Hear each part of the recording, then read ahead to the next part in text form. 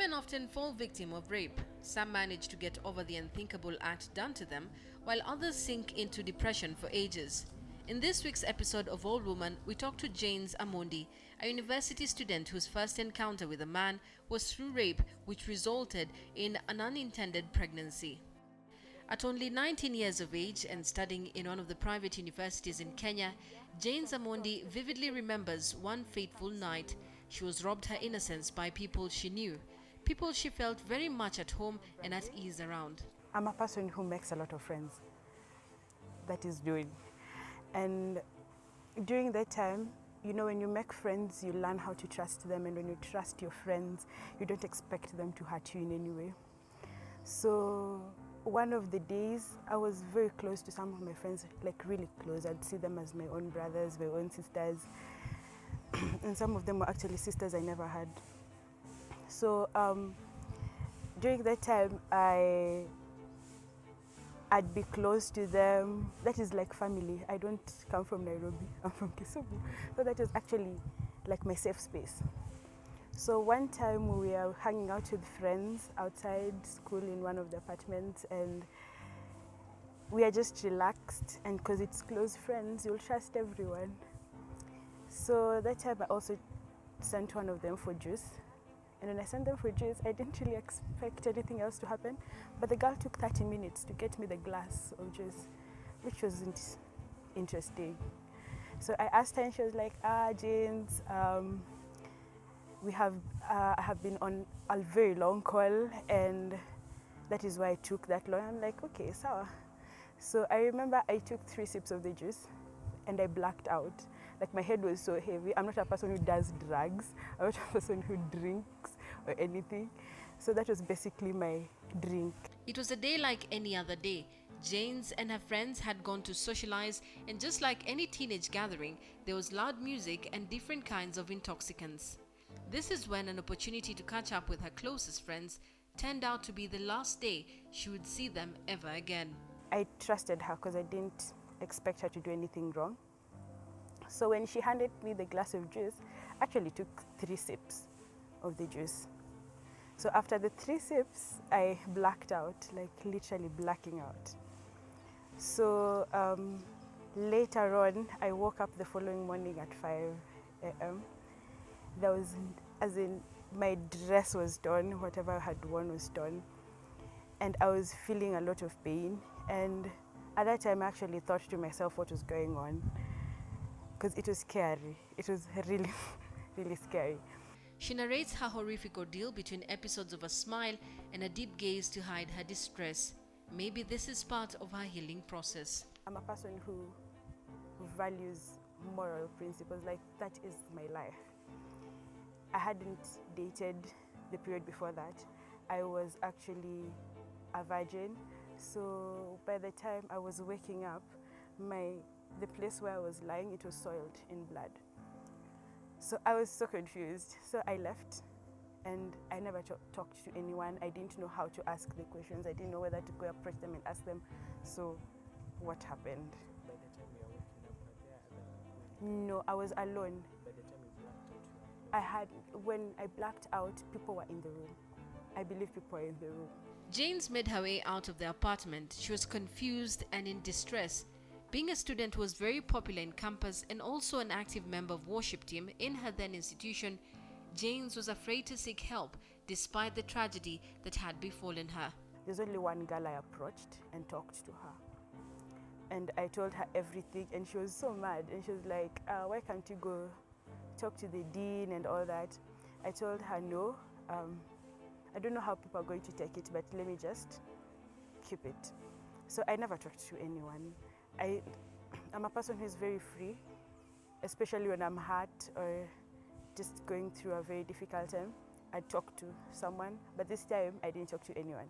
After isolating herself from everyone in campus and trying to pretend that what happened was just a bad dream, Janes decided to face her demons and tried getting in touch with her so-called friends. There are people I'd call, and when I call them, they'd not receive. There are people who had even blocked me. You could tell this one just blocked me. So I couldn't get through to anyone. And then that is when you realize the school is so big. You don't meet any of these guys anymore. You go outside campus, sometimes you go knocking on their doors because you're seeking for answers. They're not there. Like, it pissed me off at first because I felt like these people are supposed to be answerable to what happened to me yesterday. So that was it. As in the school became very big and yet small at the same time. Not getting the answers she was searching for, things took a turn for the worst. Jane slowly started sinking into depression. That was heartbreaking. I was sad. And every time I'd think about it, the times I'd cry, like a whole night I would cry. There's this girl who'd come to my room and just talk to me and tell me, hey, it's going to be fine. I would get so emotional sometimes. I'd miss classes. That is something I never used to do. I'd miss classes. My lecturers would get concerned. And when I go for the other classes, they're like, hi, Jens, this is not you. What has been going on? Or I'd attend classes and not participate at all. Just go sit somewhere in the back, and I'm a person who sits right there at the front. The semester ended without Jane's telling the school administration about her ordeal. She feared being judged by her colleagues, which is mostly the case with people who have gone through her ordeal or something similar like a day trip. Experts believe that if a woman is assaulted by a stranger while going about her work, she is more likely to receive empathy and therefore report. Even then, the stigma associated with her attack and the associated system of reporting will make it highly unlikely that she will go to the police. However, if a woman is seen in the company of the man at a party, restaurant, walking together, having a good time, then reports that the man took her to his house and raped her, she is unlikely to receive much empathy. If the woman had known the man for a long time and they were actually good friends who enjoyed each other's company, then she stands absolutely no chance. I feared being judged. I felt like maybe they wouldn't understand what I'm telling them. Maybe I felt like they would feel like I'm incriminating the people for no reason. Because there's somewhere I wrote in my blog that I felt like protecting these people. Because how would they feel when I'm incriminating them? Like, what would it be like? Because when your friends ask you, why are you saying so-and-so raped you, and you're like, it happened, so I don't know who it is. So that was it. So basically, that is how I felt. So that is why I never approached anyone. I had the chances. The counselor in Daystar was my friend. The chaplain was like a dad. We used to go to his house and sing. We were having fun. But I'd go to his office, and when I start talking, I just look for other things to talk about, but not myself. That morning you woke up, you knew what had happened. Did you mind going for checkups and all that? I didn't. Confusion, trust me. Any other person who's gone through this will tell you the same thing. Because number one, you don't know where to start.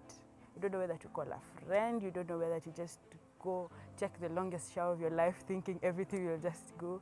Or you don't know, as in you just don't know where to start. I actually thought about calling my mom, but I was like, there's no need. Because for a while I thought my mom or my dad would blame me.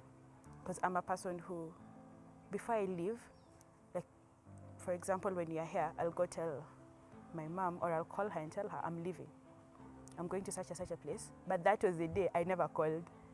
Like I never told her, I'm going to hang out with this group of friends and I might spend a night there, or I'm going to hang out with this group of friends and I'll go back to school. That is something I didn't do. So I felt like my parents would blame me. So that's why I never called. I never told anyone. I never thought about even going to Hosi. And we had a clinic right there in school. I didn't, like, coming to think of it, I always say, wow, if, God forbid, if it ever happens all over again, I think I'd go to hospital first. Because what I did first, after I left and went to school, I took the longest shower, trust me. I was crying in the shower. When I left the shower, everyone was like, Jens, you've taken a while. And I'd smile. I'd just give you a fake smile and go on.